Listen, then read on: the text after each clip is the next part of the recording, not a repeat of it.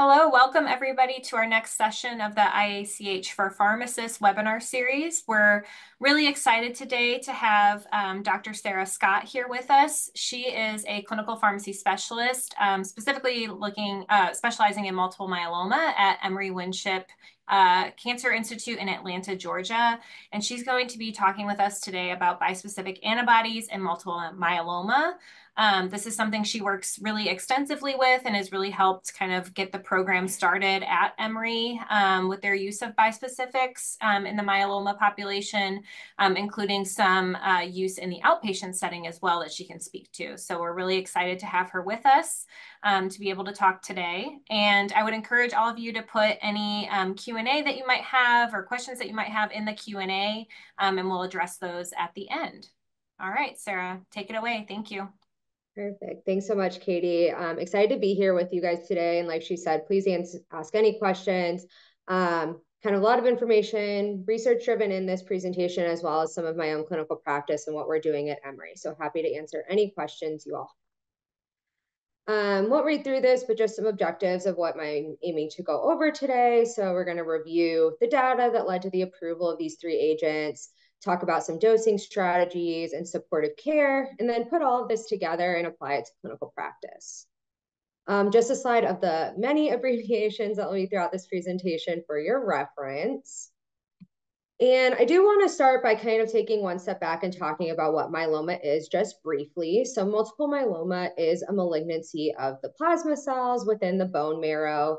And it results from a proliferation of a monoclonal plasma cell that will then accumulate in the bone marrow and then be secreted into the blood and urine, which results in bone destruction, complications of bone marrow failure, and some other end organ dysfunction, including renal failure, which is one of our classic presentation symptoms. Within the United States, it's estimated to account for about 2% of all new cancer diagnoses and is the 14th most common malignancy within the US. Prevalence has been pretty steady over the years, but death rates are starting to decrease and have been since the early 2000s, and that's really supported by the growing treatment landscape. So this timeline helps to summarize that treatment paradigm and how it's evolved over time. So in the 1960s, we really just had steroids to treat myeloma. Slowly, alkylating agents were starting to be introduced, and in the 1980s, transplantation began in these patients. And it wasn't until 2003, with the approval of bortezomib, that we really saw a transition to more of our targeted therapies and had more options to treat these patients. Since 2020, we've had a lot of approvals in this space, including the bispecific antibodies that were approved in 2022 and 2023. I really like this figure because I think it helps to summarize the mechanisms of action of the bispecific antibodies that are on the market, but it also shows you what's coming in the pipeline.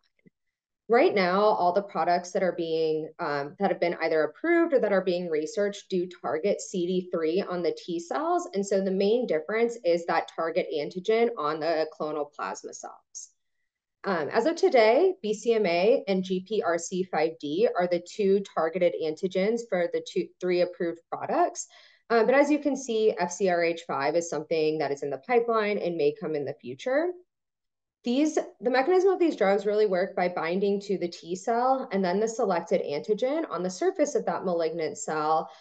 And that creates an immune synapse between those two cells and stimulates T cell and cytokine activation.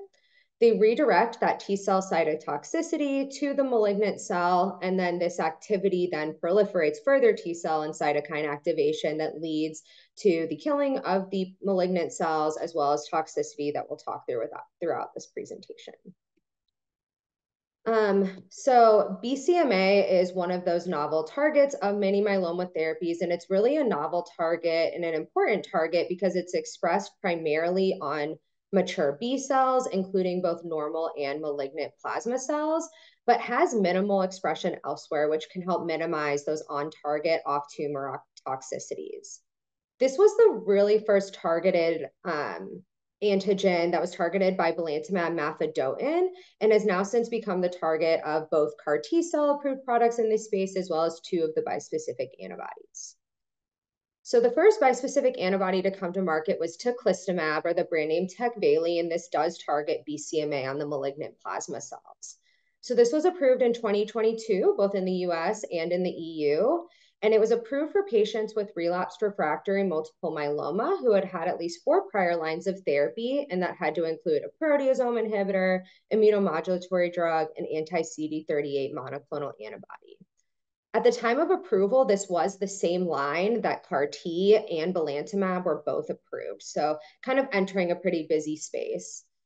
It was approved with step-up dosing, and this was to mitigate the side effects of cytokine release syndrome, or CRS, as well as neurotoxicities that we will talk about later on in the presentation.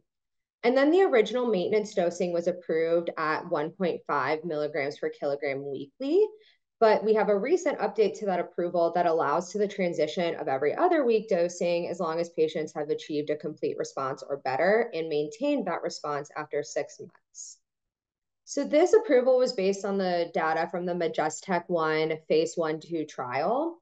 This trial included 165 patients who were a median of 64 years old. 81% of these patients were white, and they had received a median of 5 prior lines of therapy. So they're pretty heavily pre-treated, and they did include a decent number of high-risk patients, with about 1/4 of the patients having high-risk cytogenetics, and about 20% had extramedullary disease. The primary endpoint of overall response rate was 64%, with 60% of patients achieving a very good partial response or better, and then 45% achieving a complete response or better. Patients did respond quickly within a median of about 1.2 months, and the duration of response is estimated at 18 months. PFS is 12.5 months, and overall survival about 22 months. And I do also want to point out that not only were these early responses, but in the patients that were evaluated for MRD, 81% were MRD negative by day 100. So early responses, but also deep responses. The most common adverse effects are summarized here for you. From a heme perspective, neutropenia was the most common hematologic toxicity, with grade 3 of 4 events occurring in 2/3 of patients. The most common non-hematologic toxicities were infections, GI upset, and CRS. Infections are really one of the greatest concerns with these therapies, and again, we'll kind of go into a bit of that later on. CRS was common, but important to point out that all but one event were just grade 1 or 2, so common but not severe. Most events did occur after either the step-up or cycle 1 doses, and only 6 patients had CRS in cycle 2 or later. The median time to CRS and the median duration of CRS were both 2 days, and that's 2 days from the most recent dose, not necessarily the first dose. The other concerning toxicity with these therapies is ICANS, which was very rare with this treatment, with occurring only in 5 patients. These 5 patients did account for a total of 9 events, the vast majority of which did occur concurrently with CRS. And I think there's a wide belief that with these therapies, ICANS really does only occur either with CRS or after CRS. So elranatamab was the second BCMA-directed bispecific antibody that came to the market in 2023 with that same approval for prior lines of therapy, including those 3 categories. Very similar to teclistamab, there is a recommended step-up dosing to mitigate those T-cell redirecting toxicities of CRS and ICANS, and then the maintenance dosing is recommended to start at weekly. One difference with this product is that it can be transitioned to every 2 weeks in patients who have achieved a partial response or better after 24 weeks, and that response has been maintained for at least 2 months. This approval came from the MagnetisMM-3 trial, which overall is very similar to the Majestic-1 trial. One difference is there were 2 arms in this trial, an arm for patients who had received BCMA products before, and then a BCMA naive arm, which is what this data is reported as. Within this BCMA naive group, there were 123 patients with a median age of 68 and a median of 5 prior lines of therapy. As you can see, they were very heavily pretreated, with 97% being triple class refractory and 42% being penta-drug refractory. And again, 25% had high-risk cytogenetics, and about 1/3 had extramedullary disease. So not a ton of difference between this trial and the Majestic-1 trial as far as the population goes. At a median follow-up of 28 months, in our most recent report out, the primary endpoint of overall response rate was similar to the Majestic-1 data at 61%, with 56% achieving a VGPR or better, and 37% achieving a CR or better. I will note this image is not from the most recent report out. Responses, again, were rapid and deep, with a median time to response of 1.2 months and 90% MRD negativity rate in patients that were evaluated. The differences that we start to see here are the median PFS. It seems to be longer with this therapy compared to teclistamab, but again, I caution comparison across these trials. Safety data, also quite similar, though some things are a little bit numerically lower. So 50% of patients experienced a grade 3 or grade 4 neutropenia, and this again was the most common hematologic toxicity. Infections did occur in 70% of patients, and 40% of patients did have severe infections requiring at least a hospital admission. CRS occurred in about 60% of patients. Again, all events were grade 1, 2, and ICANS in just 5% of patients. All events were grade 1 or grade 2. The median time to CRS was 2 days after the most recent dose, and 99% of these events occurred with the first 3 doses of this agent. Before we transition into the GPRC5D data, I do want to briefly review the data for linvoseltamab, as this is expected to be the next bispecific antibody approved for relapsed refractory myeloma. And this data comes from the Linker MM1 trial that included 221 patients. 117 of these received the 200 milligram dose, and that's what's expected to be approved. So that's the data that is shared with you here. These patients were a little bit older with a median age of 70, and they had a median of 5 prior lines of therapy, very similar rates of triple class and pentadrug refractory patients. This trial included 40% of patients with high-risk cytogenetics, so a little bit higher than the other 2 trials, and 16% had extramedullary disease. The median follow-up's a bit shorter for this trial at 14 months, but for that 200 milligram cohort, the overall response rate was 71%, with about 50% achieving a CR or better. So again, a little numerically higher, but overall pretty similar to the other trials. The median time to first response was 1 month, but with this drug, the median time to complete response was 8.5 months. So these patients achieve an early response that seems to really deepen with time. There were a lot of subgroup analyses completed that showed above 60% response rates in a variety of populations, including patients above the age of 75, those with high-risk cytogenetics and extramedullary disease, and in patients who were pentadrug refractory. The median PFS has not yet been reached, but that estimated overall survival of 31 months is the longest seen with the 3 products. So this will be interesting to continue to follow with the long-term follow-up data. Safety data is similar in that the same side effects are occurring, but if you look at these rates of these side effects, they seem to be lower than the other 2 products. Neutropenia, again, the most common hematologic toxicity, with about 40% of patients experiencing grade 3 or grade 4 neutropenia. Infections were less common than the other 2 trials, but one thing I do want to point out is that the vast majority of patients in this trial did receive IVIG, and that was not the case in the other 2 trials. So that may have played a great role in the infection prevention. CRS was also a bit lower at 46%, but there was 1 grade 3 event. And then linvoseltamab is administered intravenously, so the median time to CRS is shorter as expected at 14 hours, and then the median time to resolution was also shorter at 15 hours. ICANS occurred in 5% of these patients, but half of these did occur at grade 3 or grade 4 events. This slide is more for future reference, but just a summary of all the BCMA products that are either approved, as highlighted in the green columns, or currently in the pipeline. As I mentioned, linvoseltamab is that next product that we expect to be approved. Unfortunately, alnuctamab was recently discontinued, so we will not be seeing that drug come to market. But ABBV-383 and HPN-217 do have some ongoing clinical trials. So next we'll transition to our second novel target, which is G protein coupled receptor class C group 5 member D, or GPRC5D, as I will refer to it from here on out. So this is a surface protein that's expressed on immune cells as well as the epithelial cells of the skin and tongue. Within the immune system, it's primarily expressed on plasma cells, and we really don't see expression on other cells such as B cells, T cells, NK cells, etc.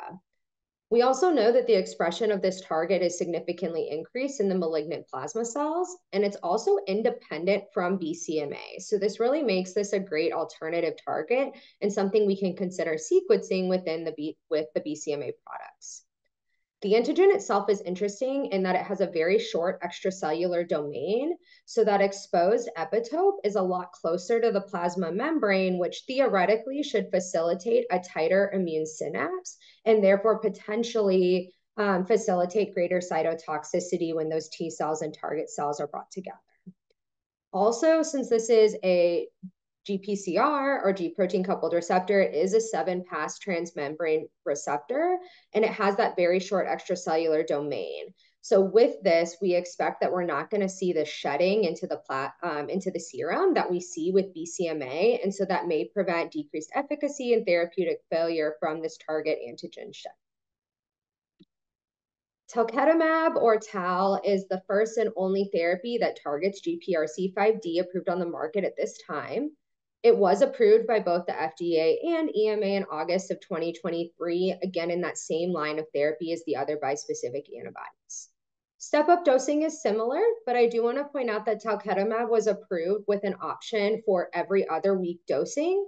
So this option does require an additional day 10 step-up dose, and then it is administered at 0.8 milligrams per kilogram every other week, rather than the weekly dose of 0.4 milligrams per kilogram.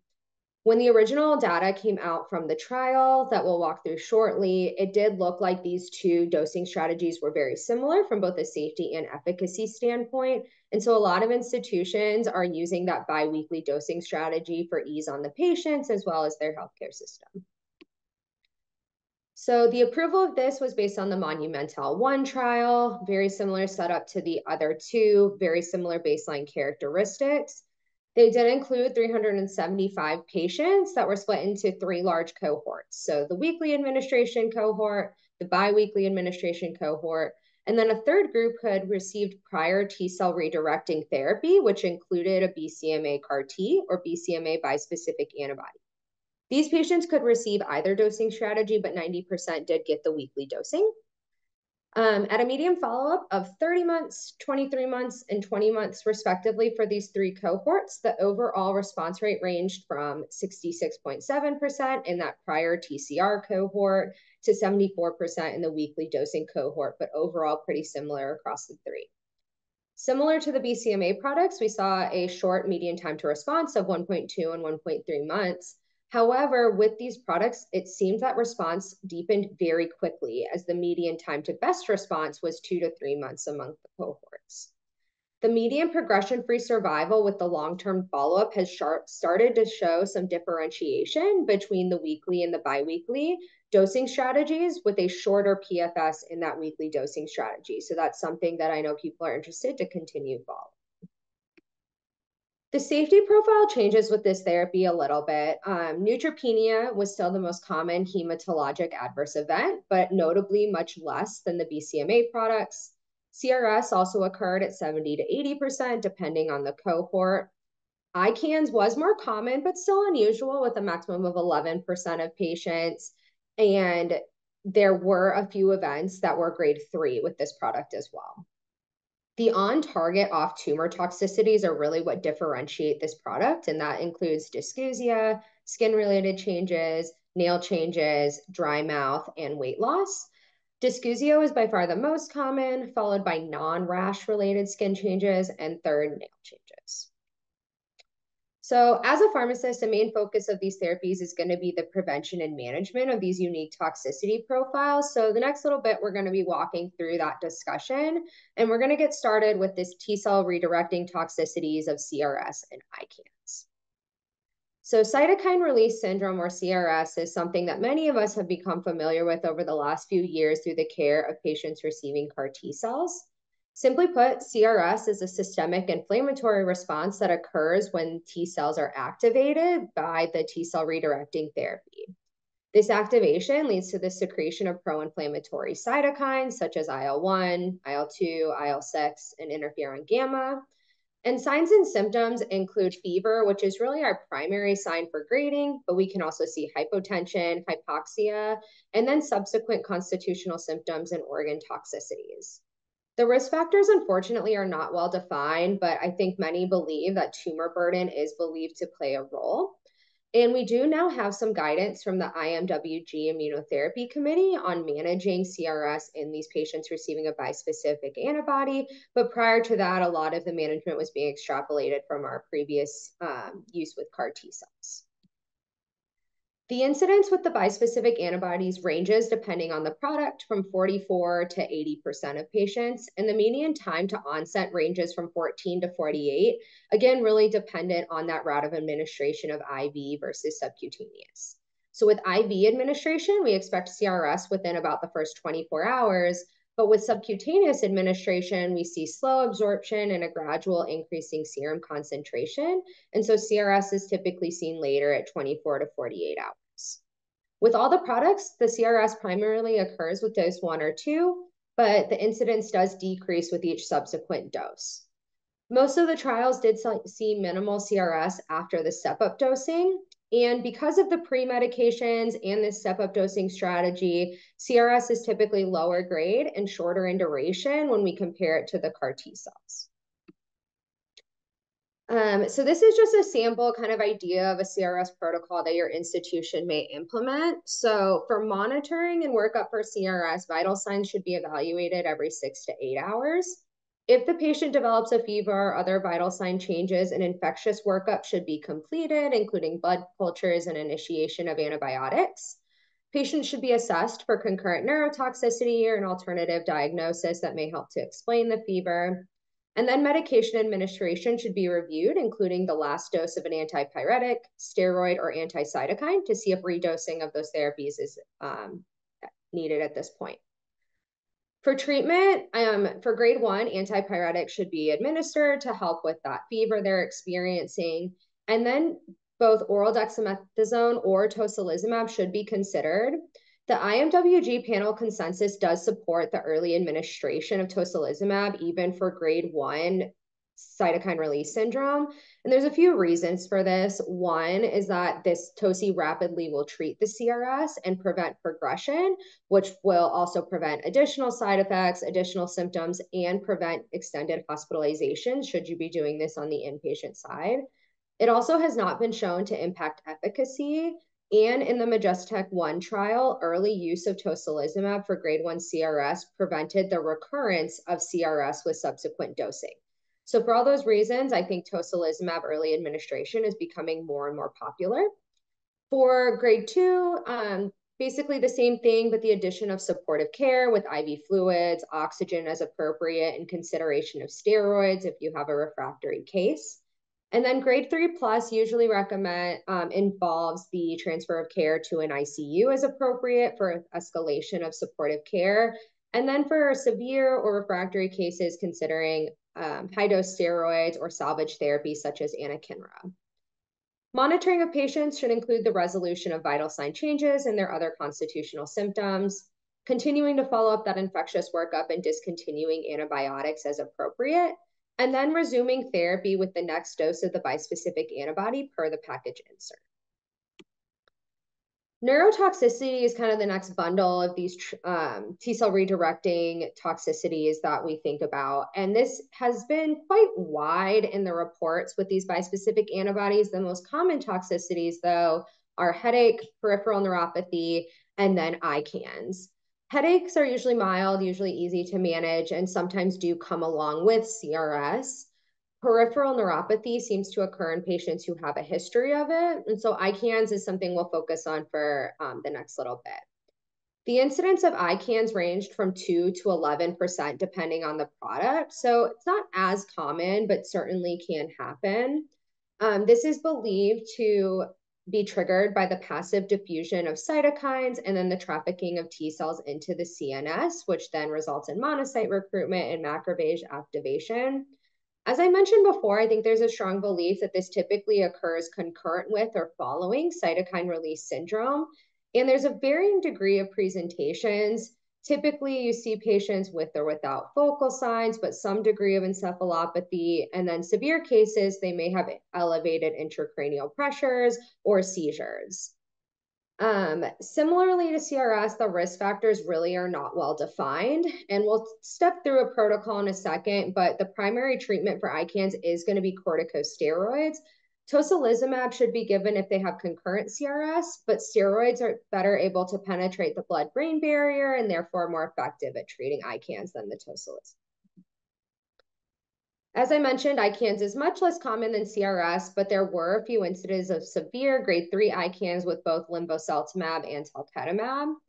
The median time to onset does range with the product and the dose, as you can see here, ranging from 1 to 5 days, but most cases did resolve within 1 to 3 days. In order to assess ICANS, there has been, since CAR-Ts came to market, this ICE score that's been utilized for both monitoring patients before and after they experience ICANS. This includes a variety of neurologic assessments, including patient orientation, following physical commands, handwriting, and attention. The ICANS grading then includes this score in combination with the patient's level of consciousness, and then for more severe cases, the presence of seizures, motor findings of the patient, and intracranial pressures. So this sample protocol, again, kind of based on our experience as well as the IMWG consensus guidelines. So monitoring should include ICE assessments every 8 to 12 hours, just depending on your institutional protocol. If ICANS does occur, the patient should be evaluated for concurrent CRS with those vital sign assessments.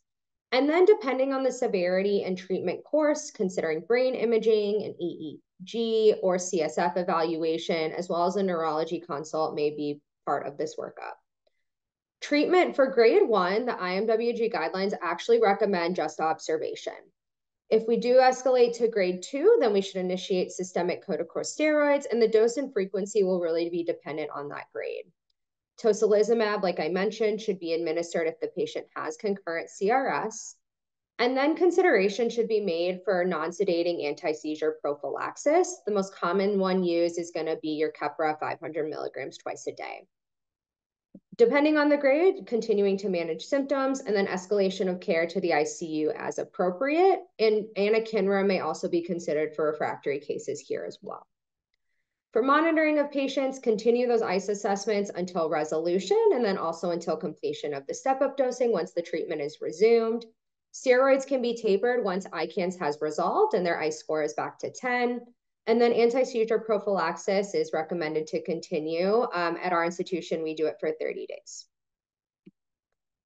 Because of the risk for CRS and ICANS with these therapies, all of the approved products do have an FDA REMS program and an EMA risk management plan.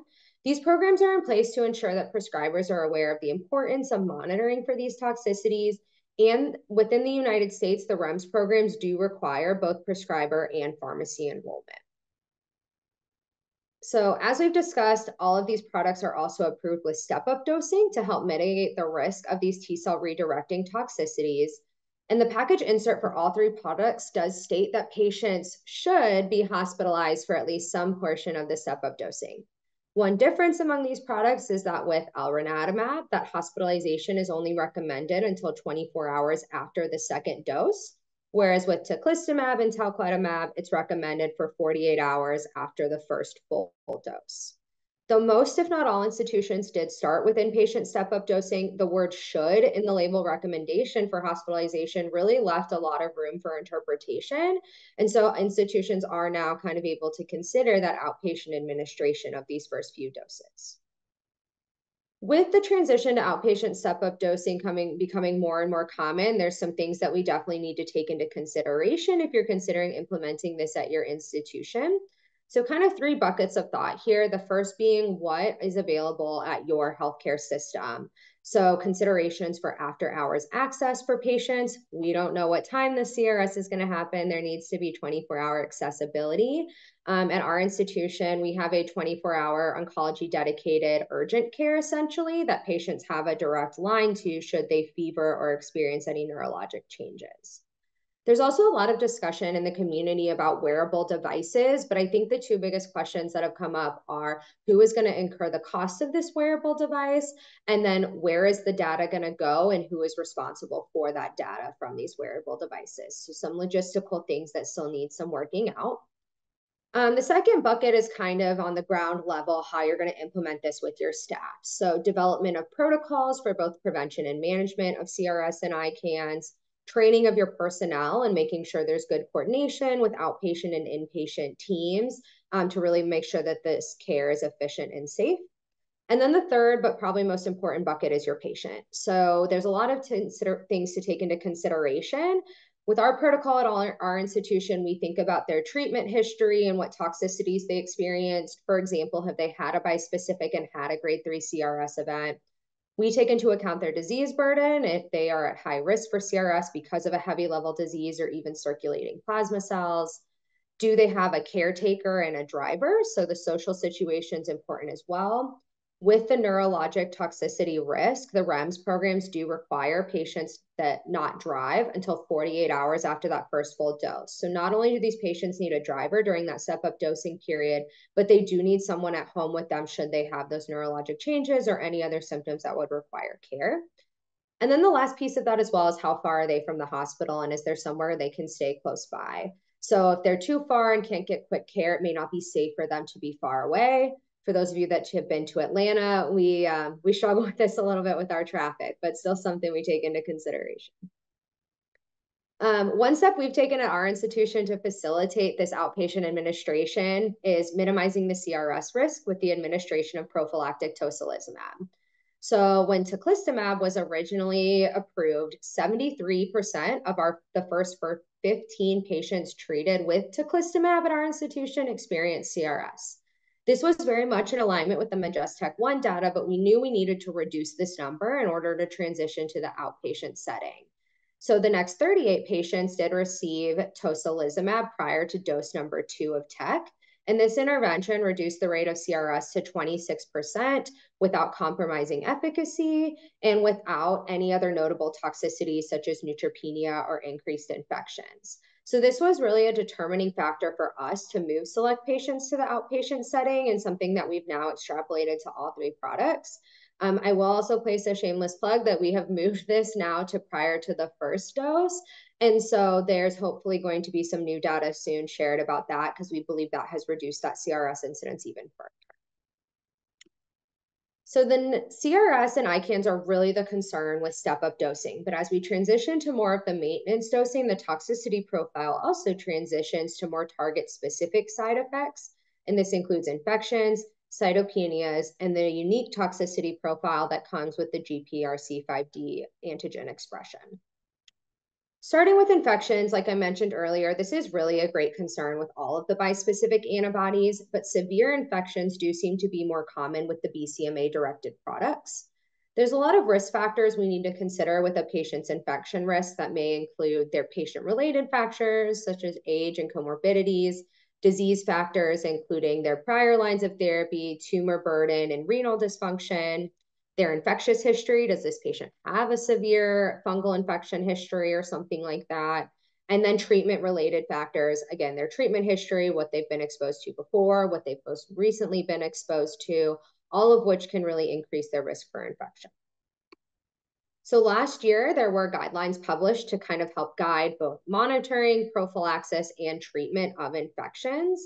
And these guidelines do basically recommend the same thing for both BCMA and GPRC5D products. But I will say, as I mentioned, infections seem to be less with the GPRC5D. In our practice, that has not driven a change in prophylaxis, but is something that's been considered elsewhere. Prophylaxis per these guidelines should include VZV and PJP prophylaxis for all patients. Other prophylaxis, such as bacterial or antifungal prophylaxis, can be considered for severe neutropenia, and there are some recommendations for bacterial prophylaxis at the initiation of therapy. And the last big bucket is IVIG, which is recommended to maintain an IgG level of at least 400, or IVIG despite IgG levels for patients with a history of recurrent infections. GCSF can also be utilized to maintain a neutrophil count greater than 1,000. And vaccinations should be kept up to date. At our institution, we really focus on influenza, COVID, and the pneumococcal vaccines, and we've also recommended RSV for patients who have not received it yet. So for cytopenias are kind of the second big bucket, especially more common with BCMA rather than the GPRC5D, and these were really the most common toxicity reported in trials. In clinical practice, what we typically see is these cytopenias are early in treatment, and then they do seem to get better with time. And we kind of believe this is due to the calming of the cytokine storm after the initiation of therapy, as well as with improved disease control, we're allowing that marrow to make healthy cells. Neutropenia and thrombocytopenia were definitely worse with the BCMA products, but these are present with all three products. Neutropenia, again, GCSF should be considered as needed to maintain that neutrophil count greater than 1,000, and then considerations for antibacterial and antifungal prophylaxis for severe and prolonged neutropenia. There also are recommendations in all three package inserts for holding therapy for grade 4 neutropenia. I will say in clinical practice, if we believe the patient has a heavy disease burden in their bone marrow, we may treat through this with supportive care on board because we believe with greater disease control, we can actually facilitate count recovery. So we take this more on a case-by-case basis. Thrombocytopenia is very similar. Again, recommendations for holding for grade 4 or higher. And then considering supportive care, such as a thrombopoietin receptor agonist, we typically use rombiplastim or L-trombopag if the patient prefers a home therapy. And then finally, anemia is the least common, but should be handled per your institutional protocols, as well as patient-specific factors, considering transfusions and then erythropoietin stimulating agents as needed.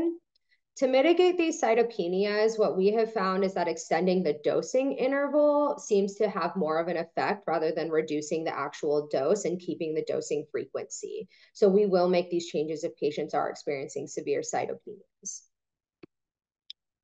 The last subset of toxicities to discuss are the on-target off-tumor effects that we see with talquetamab. So the expression in healthy cells is limited, but we do see GPRC5D expressed in keratinized cells of the skin epithelium, hair follicles, lungs, salivary glands, tonsils, oral pharynx, and on the tongue. And this expression profile results in a very unique toxicity profile that many of us have not encountered before. The most common subset of toxicities are the oral toxicities. And of those, the three most common are dysgeusia, dry mouth, and dysphagia. Dysgeusia is by far the most common, and I honestly would argue that this happens in 100% of the patients we see. And there's quite a range from simple dysgeusia that's mild and manageable, all the way to ageusia, where patients tell me everything tastes like cardboard. Taste changes are really subjective and they're hard to grade. CTCAE only provides recommendations for grading for grade 1 and 2, but not severe dysgeusia. And so the assessment of this is really challenging and also skews some of the reports within the clinical trial. This toxicity is seen the earliest with a median onset of 2 to 3 weeks. I will say I've seen it as early as after the very first dose. And it's also something that lasts a really long time, with less than 50% of patients reporting full resolution. So I think what's challenging about this side effect is it probably also has the largest impact on quality of life. Dry mouth is a little less common, but the second most common oral toxicity, ranging from 25 to 50%, depending on which cohort you look at in the trial. This is something that also occurs early and is a prolonged toxicity with low rates of resolution. And then the third one is dysphagia. And this is something that actually appears to be secondary to dry mouth. And within the clinical data, it looks like there's a higher rate of resolution with this side effect as well. The other thing to consider with these oral toxicities is there is a lot of crossover. So many patients experience more than one, and all three are strongly associated with the significant weight loss that can be seen with this agent. So unfortunately, there's also minimal guidance for both prevention and management of these oral toxicities. And there's been a lot of minimal success, I should say, in preventing them, including the dysgeusia. So oral hygiene, oral hydration, and baking soda and saltwater rinses are some things that have effectively decreased mucositis, and then oral hydration has helped prevent some of that dry mouth. Other considerations for prevention may include saline nasal spray if the patient has seasonal allergies to prevent that postnasal drip, and then zinc supplementation, which has kind of a mixed bag of data. Treatment is also really challenging. Like I said, most of these don't seem to resolve even with time until therapy is completely discontinued. And so all patients that present with oral toxicities do need to be assessed for oral pharyngeal candidiasis to make sure there's no superimposed infection. Fluid intake is really important to maintain that hydration. And then we at our institution always recommend a nutrition consult with every new start of talquetamab. We pretty much expect these side effects to happen, and we want to make sure they're able to maintain their dietary intake so that they're not losing a ton of weight on therapy. For dysgeusia, we've also encouraged patients to explore the various taste profiles. My dietitian and I actually spoke to an institution that is doing taste testing with their dietitians, and that's a really cool idea. We just don't have the capacity to implement it, but something that maybe in the future could be considered on a wider scale. And then for the dry mouth, there are a lot of over-the-counter solutions for this with dry mouth discs, saliva sprays, and sugar-free lozenges. And of course, for severe cases, consider holding therapy and then dose modifications. Again, we've seen here that dose modifying that interval of dosing and extending that interval rather than decreasing the dose of the drug itself has been shown to be more effective. The second bucket of these GPRC5D toxicities are the skin toxicities, which can be put into rash-related and non-rash related. These also seem to be that second as far as timing of these toxicities occurring between 2 to 3 weeks from therapy initiation. The rash-related events can range from dermatitis to maculopapular rashes and erythematous rashes. There were a few grade 3 rashes in that 800 microgram cohort, but not in the other two cohorts. And then the most common non-rash related events were exfoliation, pruritus, and dry skin. And these non-rash related events are more common and seem to last a little bit longer. However, unlike the oral toxicities, there does seem to be a high rate of resolution with these. And in my practice, what I've seen is once these do resolve, they do not seem to recur, even with continuation or resumption of therapy. Prophylaxis for these skin toxicities is really dependent on hydration. So I always recommend oral hydration and then liberal topical hydration with a really good emollient moisturizer. We're also recommending urea-based creams to the hands and feet to help prevent that exfoliation and reducing friction to these areas as well. And this is kind of an idea that we've extrapolated from other cytotoxic therapies. Biggest one I think of is capecitabine. Treatment is challenging, and treatment really does depend on which of the subset of many of these skin changes occurs, but topical steroids and ammonium lactate are pretty effective for all of them. If it's a diffuse rash or diffuse itching or something severe, then oral steroids should be considered, and antihistamines can also help with diffuse itching. And for severe cases, we do also recommend dermatology consults and holding therapy, again, without extending the interval dose modification. The last bucket of the GPRC5D toxicities is the nail changes that we can see.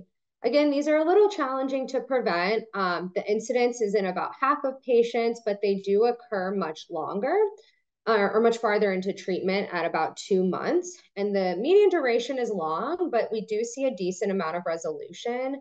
What's reported in the trials is 25 to 30% resolution rate, but in practice, I put this more in the bucket of the skin toxicities, where if it occurs and it resolves, it doesn't seem to happen again. So again, moisturization and hydration are very important for preventing this. Treatment ranges depending on what the side effect is, but you can think of topical moisturizers, nail soaks, topical steroids, and vitamin E oils. And then again, all patients should be assessed for a fungal infection. When this drug first came to market, a lot of people were recommending nail hardeners to help prevent the kind of brittleness that we can see. But actually, as more data has come out, nail hardeners, acrylics, and gels can all increase the risk for fungal infection. So that recommendation has widely changed. And of course, if this is severe or having a large impact on the patient, considering that extended interval dose modification. So as I've mentioned, a decreased risk of many of these toxicities has been associated with dose adjustments. So a lot of institutions, as well as the manufacturers, are really exploring new strategies to better balance the efficacy and safety of these therapies. So reduced dosing has been associated with decreased infections, cytopenias, fatigue, and those GPRC5D toxicities that we just reviewed. There also must be a consideration taken for the patient. This is something we talk about a lot. These patients are heavily pretreated. They've been on treatment for a really long time. And so having a weekly treatment may have a large impact on their quality of life. And then these treatments are really expensive. So by extending the dosing interval, we could potentially decrease that financial burden on the patient and the healthcare system. All three products do have data for increasing the dosing interval. That includes moving to either every other week or even monthly dosing with some of them. So with teclistamab, as you can see in the phase 2 portion of the Majestic-1 trial, there's that recommendation for transitioning at the 6-month mark if CR has been maintained for 6 months. In the responders in the trial, 63 opted to switch to every 2 weeks, and subsequently more have switched to every 4 weeks. The vast majority of patients did maintain their response, and they did report a reduction in new grade 3 infections.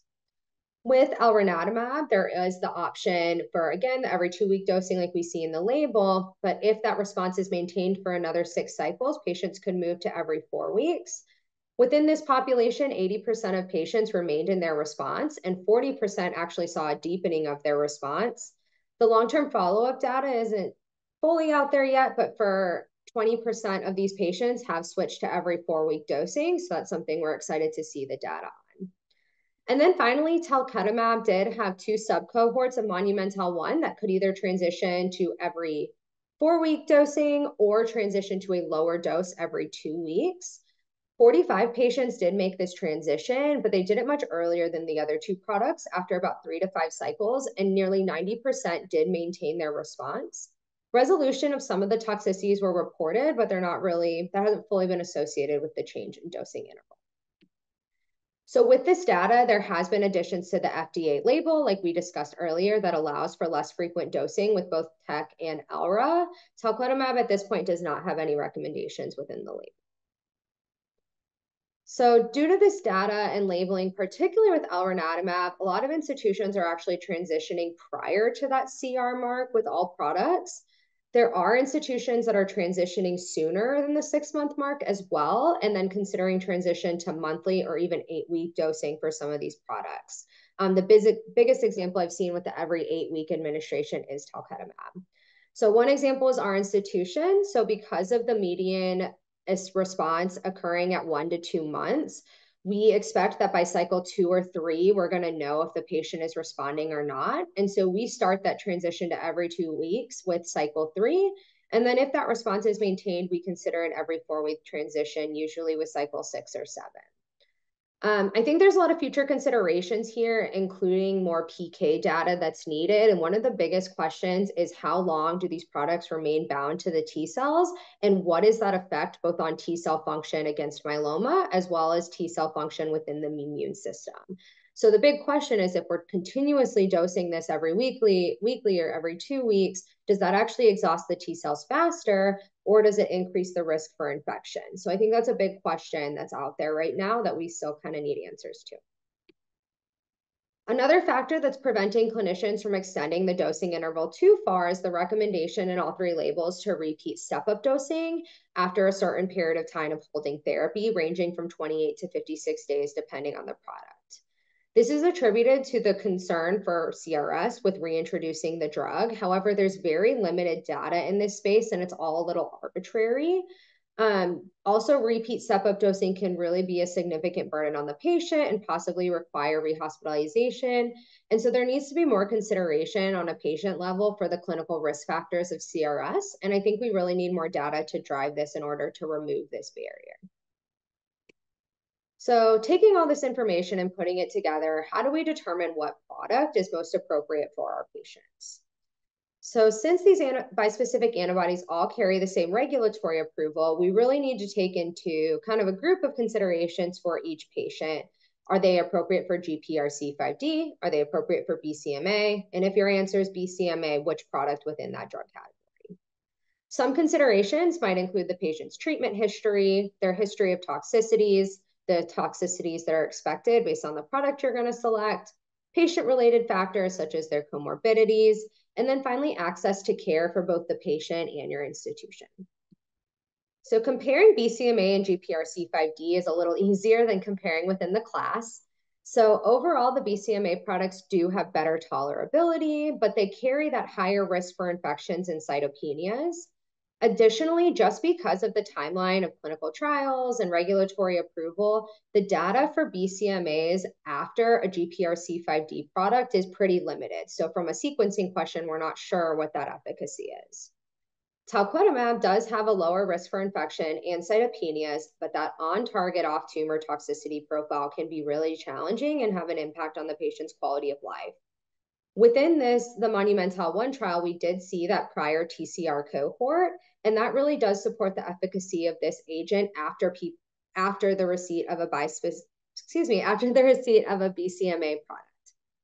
So in my experience, and then with speaking with other clinicians, it seems to be that BCMA is preferred if the patient is appropriate prior to a GPRC5D. But there are exceptions to that, including patients who have a history of severe infections, patients who present with profound cytopenias, and patients who have recently received a BCMA, especially if that was their most recent line of therapy. In those cases, then the GPRC5D product would be preferred. Now, comparing teclistamab to elranatamab is a little more challenging. The data is very similar, but we'll try and kind of tease out between those. There's really no prospective data here comparing the two products, and I don't think that's something we can expect. So I think we're going to be dependent on really individual experience and retrospective reports as they come to be published.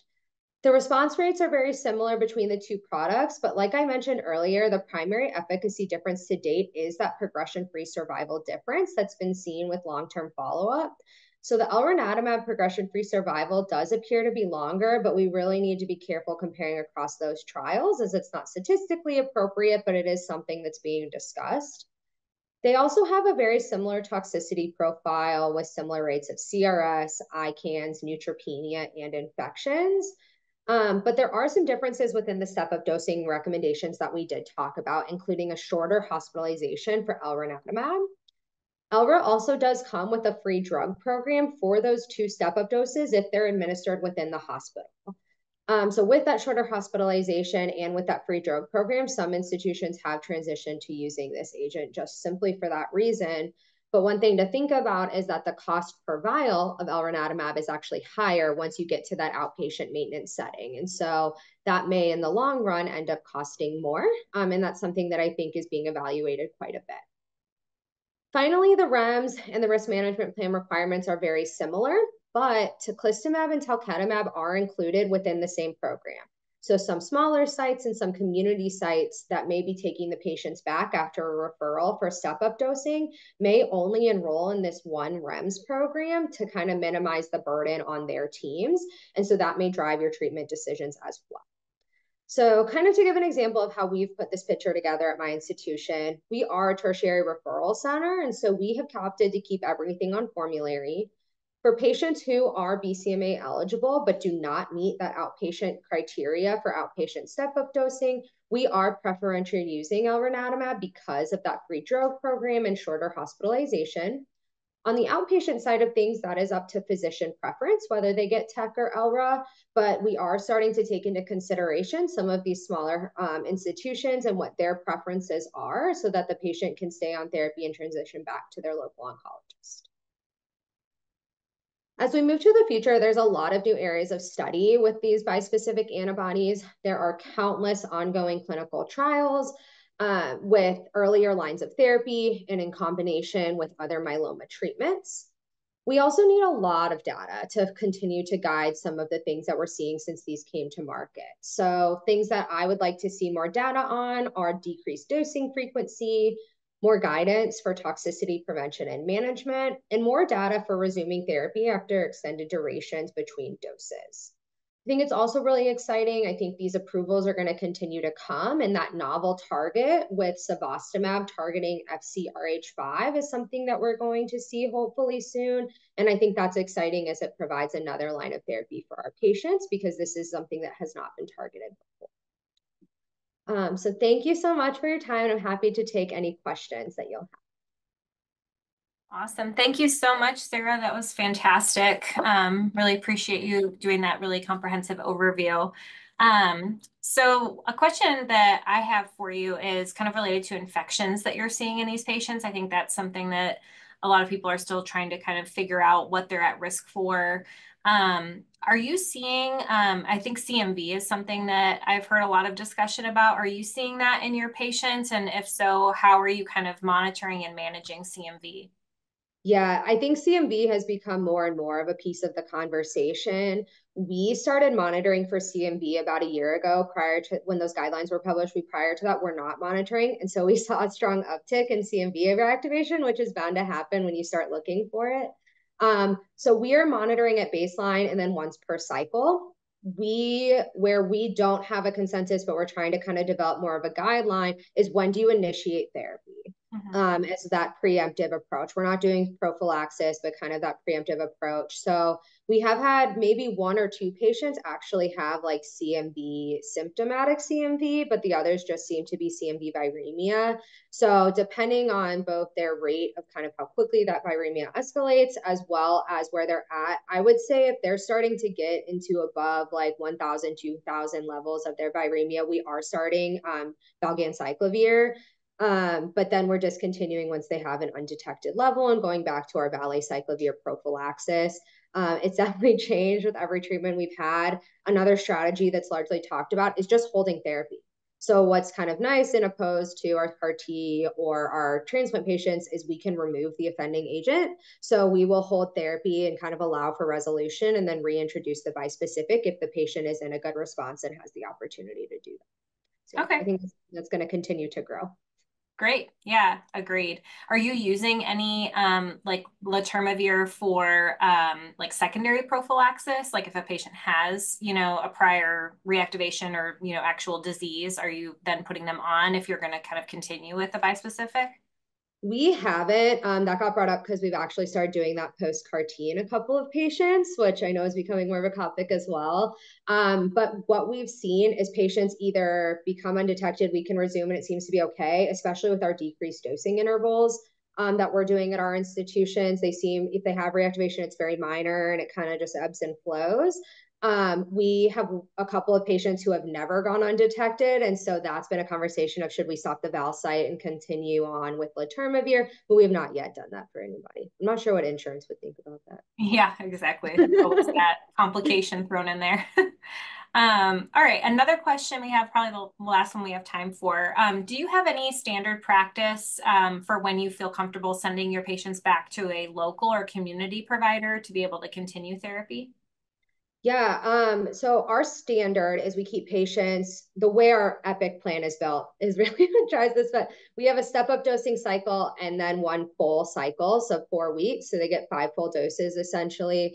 We usually will send them back after that first cycle, but it is more dependent on that local provider and their comfortability with the drug, and their enrollment in the REMS program. So we usually start that process if they're not yet enrolled with the MSLs and other representatives to get them enrolled by the time they hit that mark. We like to keep them for that time period to assess their response, as well as, that's the time period you're going to see those cytopenias, you're going to see the start of those weird GPRC5D toxicities. So we keep them for that time frame, and then we're typically comfortable sending back after then, as long as they're doing well and the local is comfortable managing them. Awesome. Well, thank you so much. We really appreciate it again. And I think that will close us out here. Thank you guys. Thanks everyone for attending.